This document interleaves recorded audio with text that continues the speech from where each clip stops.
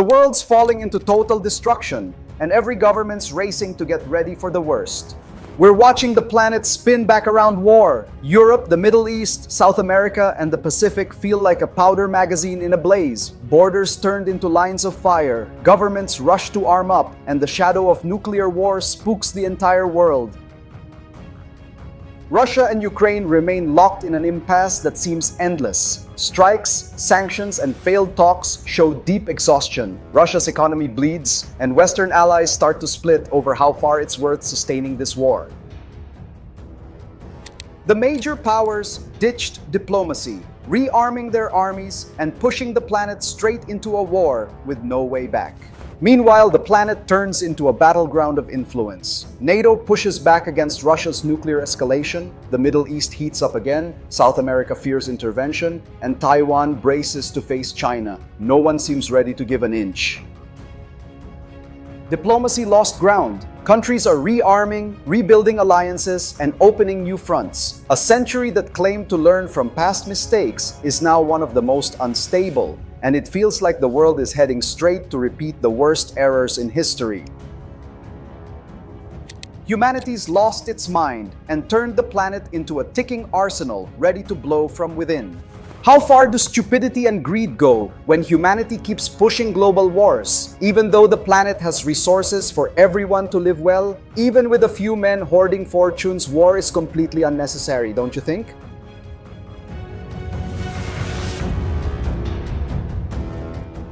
Just a reminder, this report is based on news from Sky News, The New York Times, BBC, The Guardian, Al Jazeera, Sputnik, RT News, and Telegram.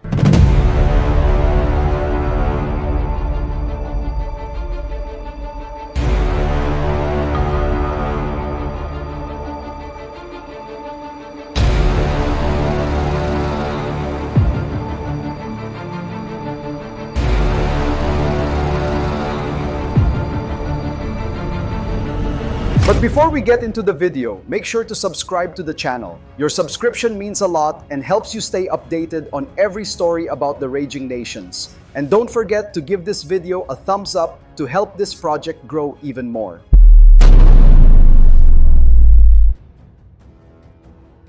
In Ukraine, the day started in blood. A man detonated a grenade at a station and killed 3 people. On the same day, Russian bombings left victims in Kherson, and Ukrainian gunfire hit civilians in Oleshki. The war no longer has borders between countryside and city. At night, Moscow announced it had taken Dronivka and shot down more than 100 enemy drones. The attacks left dead and wounded, showing how defenses are exhausted and cities live in constant tension, not knowing when the next strike will come. A coal mine was hit while nearly 500 workers were trapped underground. The rescue operation was chaotic, with power and communication failures. Some say the target was strategic, to weaken production and break the country's morale. Videos showed Russian drones chasing farmers in open fields like a staged safari. The footage is brutal and classified as an international crime. It's war, leaving the trenches and invading the daily life of those just trying to survive. And what comes next is even more intense. Rescues amid explosions, failed ceasefires, new deals, and sanctions choking Moscow. The world watches, but with every move, it feels like no one's willing to stop this war. Wars become routine, and every day more civilians die buried under the indifference of global powers. A kindergarten became a symbol of horror after shrapnel hit the building during an attack. Teams pulled terrified children out under sirens. One asked if they were going to die. That scene spread worldwide and exposed the burden civilians bear in this relentless war. Ukraine's intelligence chief explained that the summer ceasefire never happened because there were no real guarantees. He fears Russia would use any pause to rearm and strike again. Kyiv says stopping now would mean handing over ground and strengthening the enemy. Kirill Dmitriev, linked to the Russian government, presented a proposal to speed up a diplomatic solution. It includes phased withdrawal, international supervision, and asset release. But neither Moscow nor Kyiv trust each other, and skepticism keeps growing on both sides. Meanwhile, military support for Ukraine's army grows. France sent Aster missiles, Mirage jets, and training teams. Finland asked the United States for Tomahawk missiles, capable of long-range precision strikes. The air war has entered a new phase. The White House, under Trump's command, is preparing more sanctions against the Kremlin. Energy, logistics, and defense are in focus. The goal is to drain Putin's revenue sources. But will that stop Russia's advance or push Moscow closer to the breaking point? Children, soldiers, and leaders share the same tragedy while the whole planet watches in complicit silence. The economic offensive began with cutting Russian oil imports. With no Western buyers, Moscow tries selling to Asia but loses billions. The impact hits internal subsidies and fuels public discontent as the government tries to hide the growing deficit. In response, Ukraine expanded its attacks on refineries. One of Russia's biggest plants shut down after a drone explosion. The fire was so intense it left nearby cities without power. Kyiv wants to choke the sector, keeping Russia's war machine alive. Moscow responded saying it will strengthen air defenses. It claimed Ukraine hit civilian areas and damaged the Belgorod Dam, threatening nearby villages with floods. Kyiv denies it and demands an international investigation. The narrative war has become another weapon. Everything indicates Russia is suffering a logistical collapse. Allies demand results, and new economic blockades are discussed. Every refinery hit and every embargo imposed turns the conflict into a financial battlefield that the Kremlin seems unable to control. What if Russia is really running out of resources? NATO reports show a lack of money, soldiers, and even plans. The country keeps fighting on several fronts, but the cost rises daily. Does Putin still have the strength to sustain this war? Russia's bleeding, Ukraine's striking back, and the global economy's collapsing right alongside diplomacy. The United States wants to increase pressure on Moscow, but demands that Europe do its part. The new sanctions package includes freezing assets and taxing profits from re-exported oil. The message is clear: either everyone tightens the siege or the war keeps being funded. Kyiv urgently asks for more air defense systems. Recent Russian offensives showed that Patriot and Iris-T missiles work well but aren't enough. Russians are changing flight paths and altitudes to fool radars and break through interception shields. An article in the National Interest criticized Ukraine's allies. It claimed Kyiv overestimated Europe's industrial support and misled Sweden's Saab about its real ability to win. The critique exposes political fatigue and strain within the West itself. In the Belgorod region, new bombings targeted water containment structures. The fear now is a dam collapse causing massive floods that destroy crops and villages. If that happens, the environmental disaster could become another battlefield between Russia and Ukraine.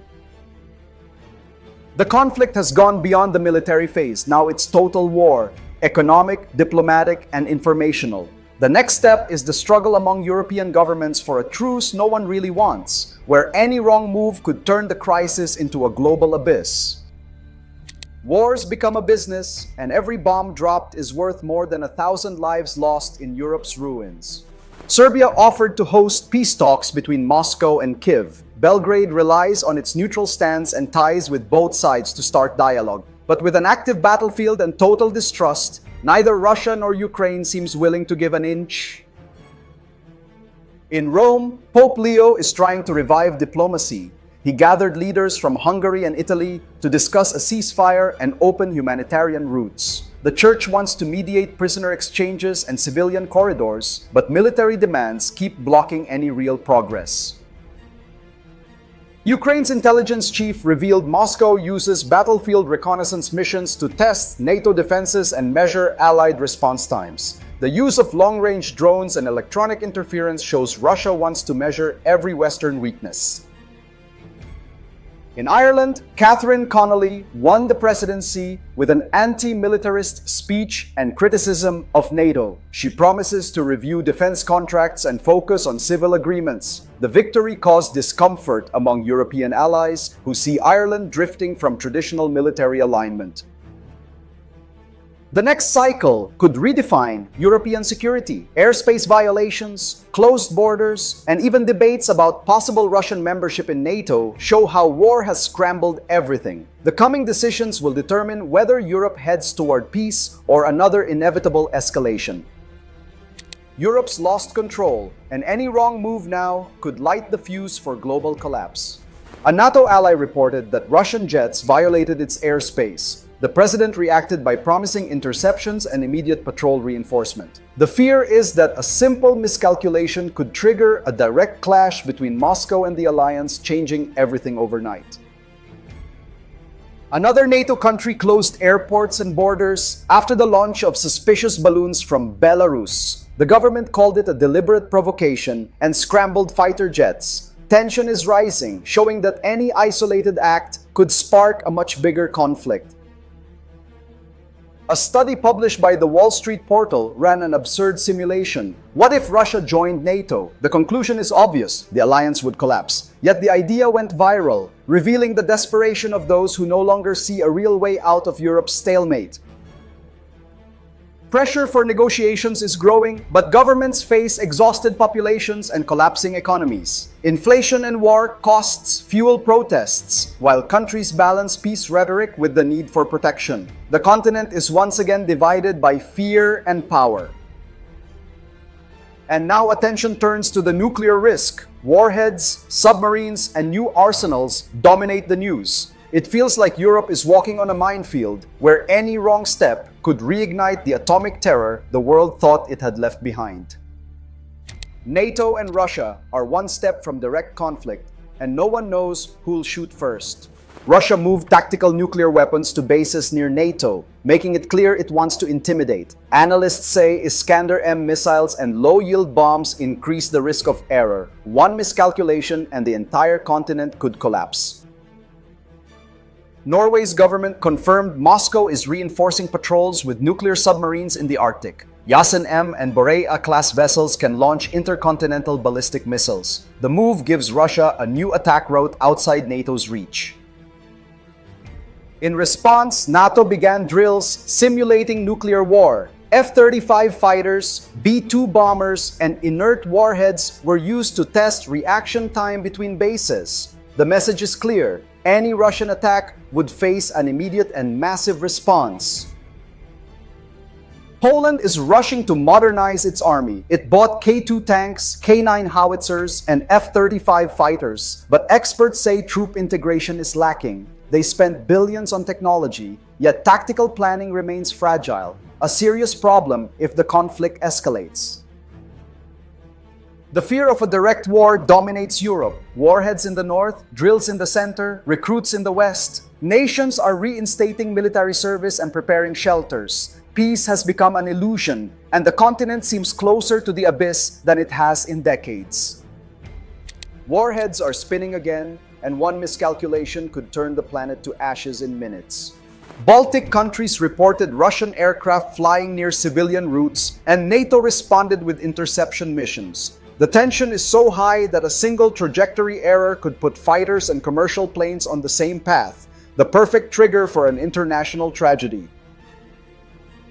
Poland and Germany are creating a joint command to move troops in under 24 hours if the worst happens. The goal is to ensure a fast response to any nuclear threat or invasion. The urgency shows Europe no longer believes there's time left for negotiation.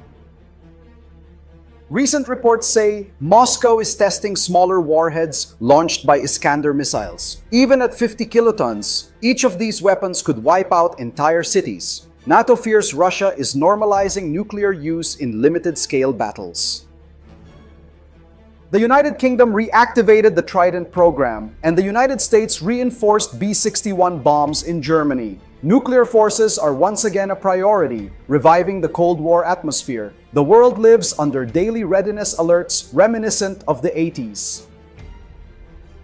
Europe's rearmament has reignited old fears and set the stage for new crises. The focus now shifts to the Middle East, where the conflict between Israel, Iran, and armed groups intensifies, as Trump tries to balance two wars, pushing the planet to the brink of collapse.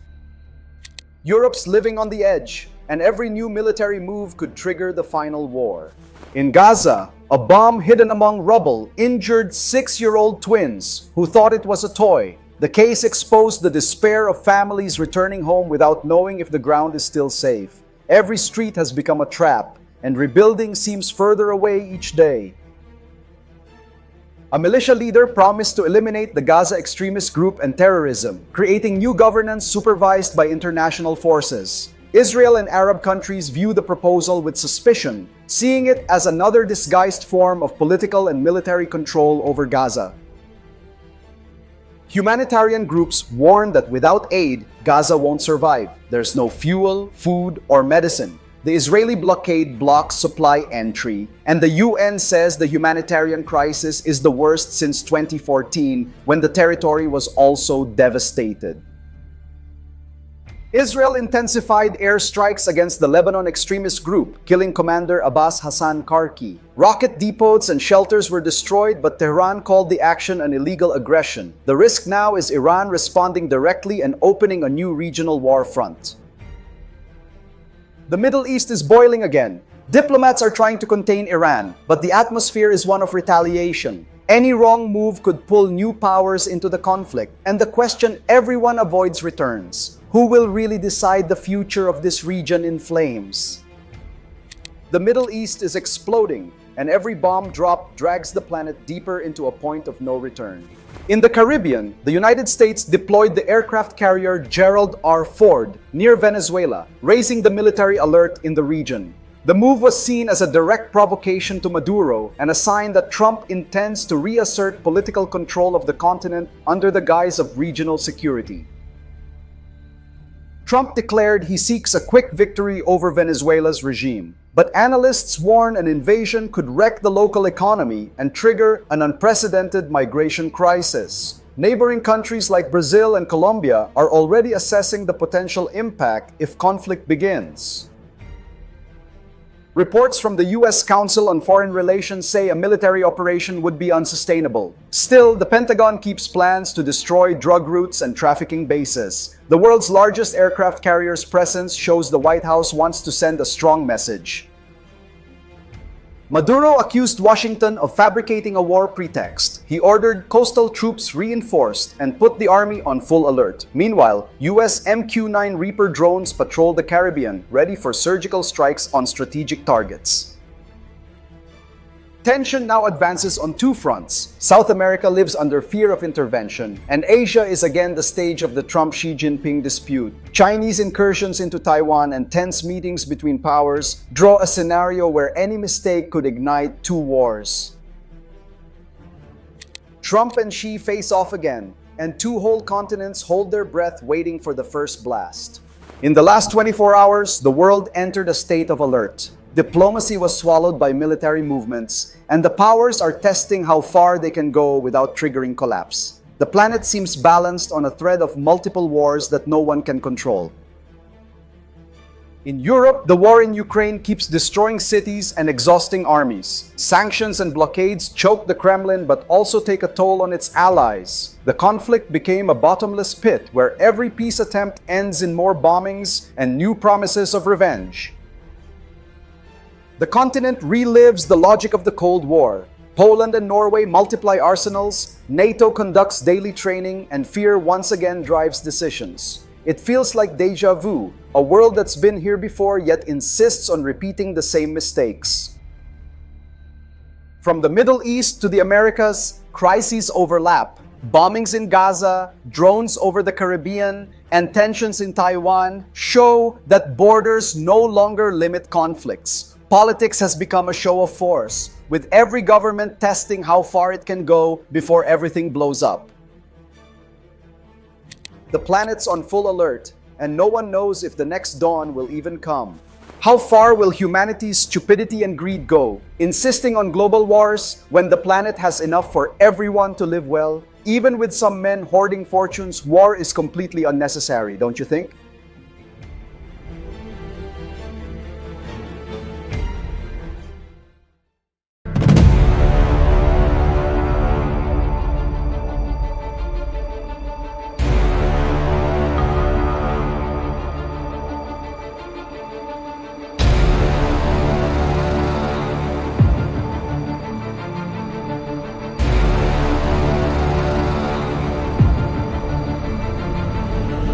Thanks so much for sticking around until the end of the video.